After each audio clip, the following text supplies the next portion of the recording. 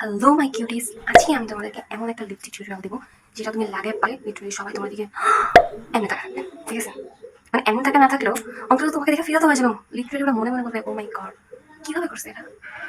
তো আমি আজকে তোমাকে ওই লিপস্টিক টিউটোরিয়ালটা দেখাবো যেটা লাগাই যে তুমি একদম নিজেকে সেলিব্রেট করবে। তো ফার্স্ট অফ অল আমরা একটা ব্রাউন কালারের রিফাইনার নিব, একদম ডার্ক ব্রাউন। দাগ দিয়ে নেবো, মানে এই যে উপরে জায়গাটা এটা সমান করে নেওয়ার জন্য দাগ দিয়ে নেবো।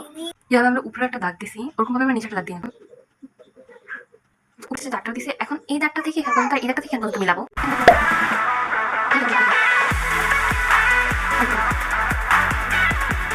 একটা আউটলাইন করবো, যাদের লিপস না চিকন তারা আরেকটু ফ্লাপি করার জন্য আরেকটা একটা আউটলাইন করে দেবো। বেশি না, লিটারালি এই হালকা বানানো লাগবে, তারপরে তোমার দেখতে পারবো।